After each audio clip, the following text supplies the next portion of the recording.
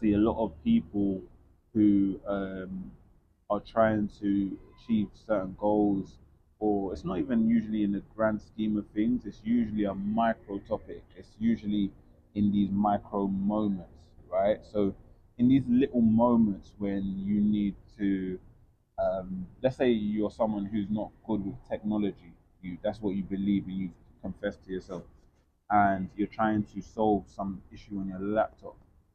What people do is they'll run, so they're like, quickly type in XXX, what's going on, and before they know it, they running so fast towards nowhere that they ran themselves into confusion, to frustration, and now they just confessed again, I can't do this, I don't want to do this, it's not working for me, and all this negative shit, right?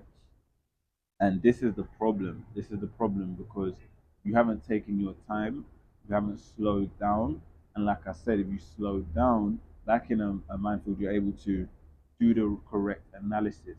So in the example of technology, you would slow down, you would, you know, um, look around the computer. And this is exactly what I do. I just take my time. I take my time and I look and I see, all right, cool. Is there any support channels here? Is there any settings? Right, let me try everything. You don't just solve a problem by trying a few things that you think it should be. You try things that you never would have even guessed it would be.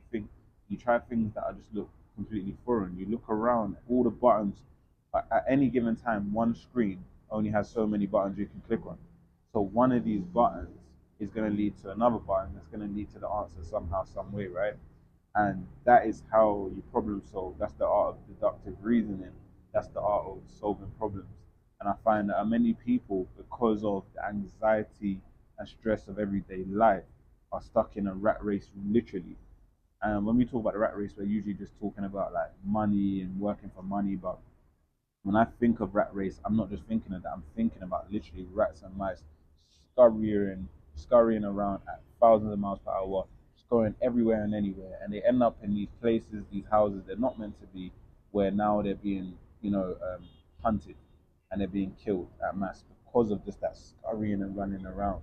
And I think that's what most people are doing today, where we're just going 100 miles per hour in everything we do, whether it's with work, whether it's trying to achieve our goals, whether it's with, trying to solve problems that we run into, trying to put out fires, whatever it may be, people are going at 100 miles per hour. And don't get me wrong, I don't need you to hesitate. We don't need to, just wait for everything to be perfect. But there's definitely a flow. There's definitely a steady flow and a pace to take to where, again, like I said, you're not hesitating or being scared or being indecisive, but you're not rushing and you're not going 100 miles per hour to nowhere. It's kind of like when you're riding a motorcycle. You ride, a lot of times you're cautious. A lot of people are scared of riding bikes and think that it's dangerous and whatnot, but bikers themselves know that they're very safe and it's actually a very safe thing to do. A lot of times, even more safer than cars. Because a lot of times on a bike, you're stationary or you're slowly maneuvering through things and streets. If you're on a curve, like a bent curving road, you're slowing down. You're even or stopping to, not stopping, but you're slowing down whilst you turn the corner.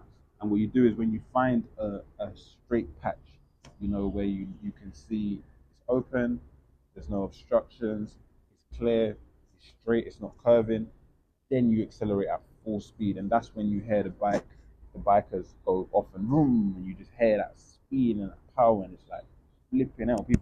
Everyday person is scared, like, how could you even ride that thing? You don't realize that it's not like that all the time.